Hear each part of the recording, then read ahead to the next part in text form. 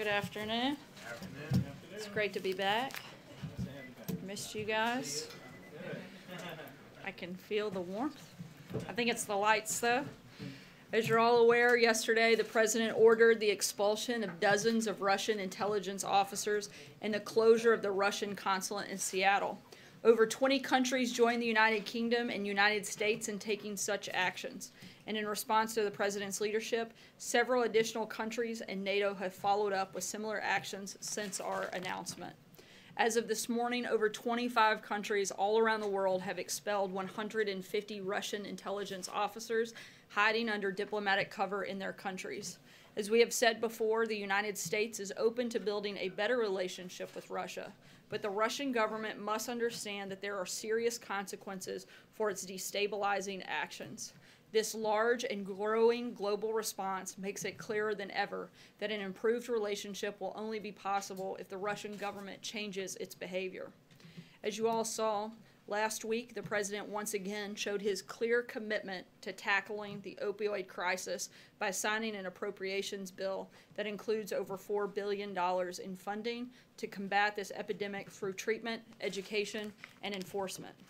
If you follow the White House on Twitter, you've also no doubt seen the heart-wrenching stories of Americans who have been deeply affected by this crisis.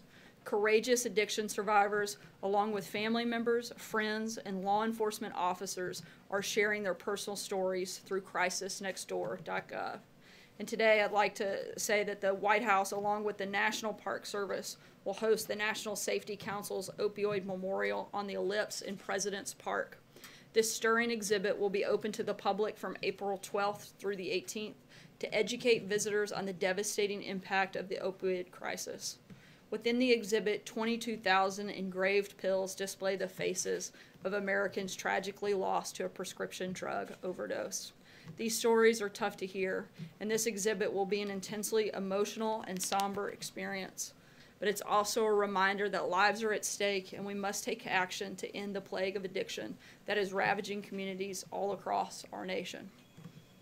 And with that, I'll take your questions. Sarah. Thanks, Sarah. I wanted to talk a little bit about the census decision here. A lot of critics have concerns that including the citizenship question will discourage immigrants from participating. Can you talk us through how the government is going to address those concerns?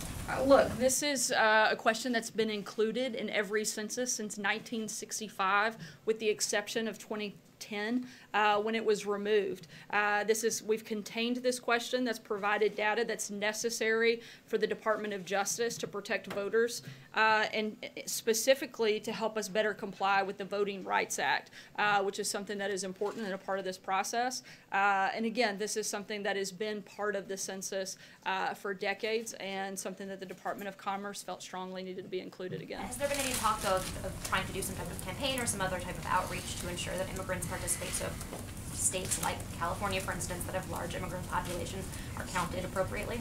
I'm not aware of those specifics, but I would refer you to the Department of Commerce. Bill. Yeah, Sarah, the president in the last few weeks has reached out to a number of high-profile lawyers to take him on as a client in the Russia probe. Dan Webb took a pass recently, Ted Olson took a pass recently, others have as well. I'm wondering why the president has had so much trouble finding an experienced lawyer willing to take him on, and who at this hour is his lead counsel in negotiating with Robert Mueller and the special counsel? Look, the president has a highly qualified team with several individuals that have been part of this process, Ty Cobb, Jay Sekulow. For specific details on any search process outside of the White House, I would refer you to his outside counsel. His lead counsel now. I would refer you to outside of the White House. I would refer you to Jay Sekulow, who can address any detailed questions on that front.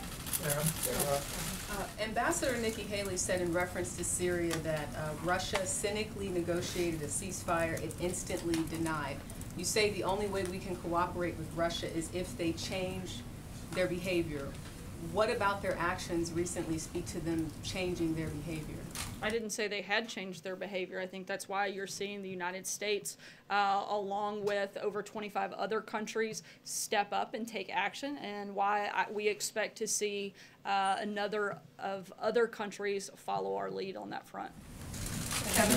Thanks, Sarah. A question about Russia and a follow, if I might. On Russia, I heard you say previously that we as an administration have been exerting maximum pressure on North Korea, for example.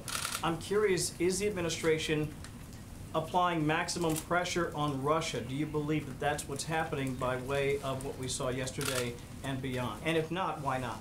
We're certainly applying pressure on Russia. We're certainly encouraging and working with our allies and partners also to do so. And I think you've seen an unprecedented number of countries step up and join the United States in that effort. Let me ask a quick follow, if I might, and I understand the irony in asking you this, so if you'll indulge me anyway. The president, at least on social media, has been somewhat silent, dating back more than 15, 17 hours. And I only ask because with all the things going on, Russia and Stormy Daniels, usually he likes to communicate directly with the American people. He has chosen not to. Is that part of a new strategy that the White House is employing, or is it just the president taking a break? Look, the president's still been incredibly engaged. He gives us messages to come out and deliver on his behalf on the regular basis, but he's also put out a number of tweets over the last week, and I think you can expect that he'll continue to do that. Speaking of silence, we asked Raj yesterday why it is the president and those associated with him offer payments to people to essentially buy their silence. Raj said that false claims are settled out of court all the time. I'm hoping you can explain why the president's attorney paid Stormy Daniels $130,000 in the days before the election if her claims were false. Look, that's a question you would have to ask the president's attorney. I certainly can't speak for him. I can only speak on behalf of the White House. The president's attorney's not here, and you, as you say, you do speak for the president. Can you explain why this payment was made in the week before the election? Look, I can tell you that the president's denied the allegations. Anything beyond that, I would refer you to the president's outside counsel and his attorney, David Schwartz. One more question, if I may, on this topic. The president's attorney, Michael Cohen, there was a line for DD that Donald Trump was supposed to sign. Why did he not sign on that line on the NDA? Once again, I would refer you to the president's outside counsel on that matter. I can't speak to it. Sarah, one very quickly to follow up and then one on this census. To be clear, he continues to deny the fundamental charge that she has, which is that she had this sexual encounter with him in 2006. He denies that? Yes, the president has denied those allegations. And on the census, Sarah, what do you say to critics who argue that ultimately this is a way to target immigrants, that it's going to be fewer resources for immigrant communities? Once again, I would argue that this has been practice of the United States government. The purpose is to determine individuals that are here. It also helps to comply with the Voting Rights Act. Without that information, it's hard to make those determinations, and that information needs to be gathered, and it has been part of the United States Census every time we've had a census since 1965, with the one exception of the 2010 census. Well, but there's a sense that ultimately this is going to disproportionately affect blue states. Do you acknowledge as much when you talk about voting rights? I think that it is going to determine the individuals in our country and provide information that allows us to comply with our own laws and with our own procedures. The census ultimately determines how resources are allocated. So doesn't this mean fewer resources are going to be allocated to immigrant communities? That's one of the big concerns. No, I mean, I think we have seen this in practice before, and this is something that the Commerce Department feels should be part of the census. And for anything specific and further information, I'd refer you to them. Sarah? I wanted to ask one about the wall, but first, the president's meeting now, or just finished a meeting with Treasury Secretary Mnuchin, and I'm wondering if you could talk a little bit about what was on the agenda for that meeting, and specifically if they're discussing the president's request to find new ways to limit Chinese technology investments. We know that that's something that certainly has been on the forefront of his mind lately.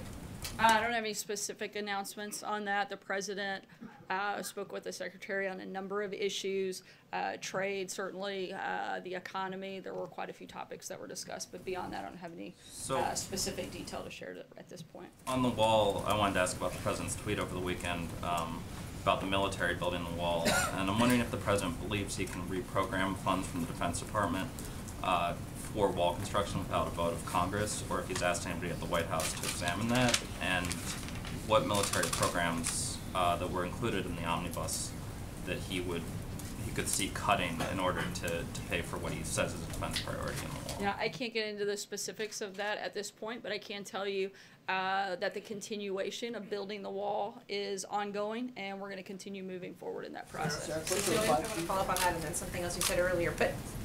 But did that tweet this weekend, does he mean that he wants the military to pay for the border wall? Can you speak generally to that? Again, I'm not going to get into the specifics of that, but I can tell you that the wall is continuing to be built currently, and we're going to keep pushing forward until it's fully completed in the way that the president feels is necessary to defend the country. And isn't it true at this point that Mexico is just not going to pay for that wall? I'm not going to go beyond what the president's already said. I think he still has plans to look at potential ways for that to happen. You had said earlier that the president gives you messages to come up here and convey to the American people. Have you sat down with the president to talk about Stormy Daniels? What has he told you that he wants us to know about this topic? As I just said, and as we've addressed on a number of times, the president has denied these allegations, and I don't have anything else further to add on that front. You've also called him a counterpuncher many times. Why is he not punched back on this one? Look, the president, I didn't say he punches back on every single topic. If he did, he would probably be addressing a lot of the stories that most of you write every single minute of every single day. He also has a country to run, and he's doing a great job with that. That's why the economy is booming. ISIS is on the run. We're remaking the judiciary. He's focused on pushing his agenda through. Sometimes he chooses to specifically engage and punch back, and sometimes he doesn't. Thank you. So dozens of Chinese naval vessels and Chinese aircraft carrier participated in the exercises in the South China Sea in a large show of force. Does the U.S. have any response to these exercises that they're participating in? Has the U.S. government been monitoring what's going on there? And does the U.S. have any concerns? We're always monitoring these situations, but I don't have anything specific to announce at this point. David? So the New York Times reports that President Trump is still speaking with Rob Porter and has even talked about bringing him back to the White House. Is that true? There are no plans for him to come back. They have spoken one time. I'm not aware of any other conversations beyond that. Just one time since his departure. Jeff? Sarah, That I'm aware of, David. Just one time. I still don't know that I understand why the president's response has been so different in this case. On October 13th, 2016, he said these claims are all fabricated.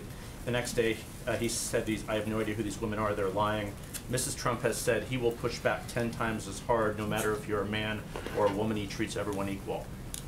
Why the silence? Is someone advising him to be silent, or is he following his own advice? I don't think it's here? silent when the president has addressed this. We've addressed it extensively. There's just nothing else to add. Just because you guys continue to ask the same question over and over and over again doesn't mean that we have to keep coming up with new things to say. We've addressed it. We've addressed it extensively, and there's nothing new to add to this conversation. If I could follow up. Sorry, I'm going to keep moving. Can you give us an update on the trade talks with South Korea? Sure. We have come to an agreement in principle, and we expect to roll out specific details on that very soon. John? Sure. Thanks a lot, Sarah. Back to the border wall, which of course was one of the president's biggest campaign promises. $655 billion has been earmarked for defense spending in the omnibus spending bill, and the president appears to believe that he can take some of that money to build the border wall with Mexico. Is the president aware that he would be overstepping his executive authority if he did such a thing without congressional approval? As I said, I don't have any specific announcements or details on that front at this Has point. the White House counsel informed him that, notwithstanding that tweet that he put out over the weekend, it may be unconstitutional to do what the president is contemplating? The president would certainly work with White House counsel to make sure any action he takes is fully within his rights and his executive authority. Fred? Thanks, Sarah. On Kim Jong-un, has President Trump been briefed on the North Korean leader's reported trip to China? And does this affect the way in which he is preparing for a potential summit with Kim Jong-un in the future? The president is obviously being kept up to speed on a number of fronts when it comes to North Korea and preparations. But as of right now, I'm not in a position to confirm or deny those reports from the podium. And if I could follow up briefly on the question about the border wall, could you give us a few specific ways in which the president is still considering having Mexico pay for the wall? I think a lot of the base is wondering, and a lot of his supporters have come out and asked questions. People such as Ann Coulter have said that the president is not keeping his promise on this. So I'd like to ask you, what ways is he considering to have Mexico pay for the wall? When we have an announcement on that, I'll let you know. John? Thank you, Sarah. One question. Secretary Ross, while he was in business school, worked on the 1960 census when this question about citizenship was included. Is this his idea to revive it after 22 years, or did that originate in the White House? This is something that the Department of Commerce oversees, but it also takes into account suggestions and recommendations from the Department of Justice and others. The Department of Justice certainly played a role in this process. But not the White House? I'm sorry? Not the White House? The White House supports it, but the decision was made at the department level. Jordan? Thanks, Sarah. Jared Kushner's attorney said yesterday that the White House counsel had conducted an investigation into loans that were given by companies, executives he met with. They cleared him, said no issues were involved. Can you confirm that there was an investigation and that the counsel's office cleared those loans? While the White House counsel's office does follow up with staff to assist with compliance with various ethics standards, it is not probing whether Jared Kushner violated the law. The White House indicated to OGE that we are aware of news reports and would proceed as appropriate. Beyond that, we do not and will not have any further comment. One follow-up, though. Democrats on the Oversight Committee requested some information on this investigation today. Do you plan to comply with that request? As I just said, the White House is not probing whether Jared Kushner violated the law, and we don't have anything further beyond that front. Dave? Thanks, Sarah. What is the White House Dave, go ahead. Former Supreme Court Justice John Paul Stevens wrote an op-ed today where he called for the Second Amendment to be repealed. First of all, did the President see that, have a reaction to it? And in the current political climate after Parkland, Florida, does the White House feel there's any chance that that kind of a movement could take hold in Washington? The President and the administration still fully support the Second Amendment. We think that the focus has to remain on removing weapons from dangerous individuals, not on blocking all Americans from their constitutional rights. David? Sarah? Most people, the former President Jimmy Carter said on CBS that most people want to see a president with some basic moral values. What sort of reaction does the White House have to that? I'm sorry, I couldn't hear the last part. What sort of reaction does the White House have to Jimmy Carter's statement about most people wanting a president with basic moral values? Look, I think that the people of this country came out in by the millions to support Donald Trump, support his agenda and the policies that he's pushing forward. And he has been delivering day in, day out on that front. He's kept a number of his campaign promises, and that's only been within the first year and a half. I think the people that voted for and came out and supported him still do so, and do so because they believed in the agenda that he was driving, and he's been delivering on that since he came into office. Sarah, thank you, Sarah. Two questions on trade. The first one is on the tweet the president sent last night saying trade talks going on with numerous countries that for many years have not treated the U.S. fairly. In the end, all will be happy. What does it mean by all will be happy? We're continuing to negotiate with a number of different leaders and countries to make sure that we have good deals, but primarily that American workers and American trade deals are actually good for this country. But the president wants to continue working with a lot of our partners and allies to make sure that both sides have success in our trade negotiations. Both sides, the partners and the U.S. Yeah, certainly the president's priority is going to be protecting American workers and making sure that there's a good deal for this country and for our economy. That's his top priority, but he certainly wants to be able to have good relationships with other countries and continue to work with them on a number of different fronts, even while these trade negotiations are ongoing. And the press release on the conversation he had with Prime Minister Trudeau yesterday focused on the Russian diplomats, but on the Canadian side, they also said that they discussed NAFTA and that the Canadian Prime Minister reiterated his belief that the two countries would benefit from an agreement quickly signed. Does the president share this point of view that things should go faster from now on? Look, we want to continue to work with our Canadian partners, but at the same time, like I just said, the president is focused on making sure that it is a deal that is good for this country. He wants to be able to continue working with Prime Minister Trudeau, and we're going to keep pushing forward and hopefully have an announcement on that front soon. I'll take one last question. Sarah, yesterday Raj was careful to say that the meeting with Kim Jong-un would happen in the next couple of months. In some months, does the White House still stand by its May deadline for that meeting between the president and Kim Jong-un? We are continuing to move forward. The offer was extended and accepted, and we're continuing to move forward in that process. We still don't have a set time or date on that front. Where Thanks does so the much, president guys. stand Have a on great day. police-involved shootings that have been in the news lately, Sarah? What is the president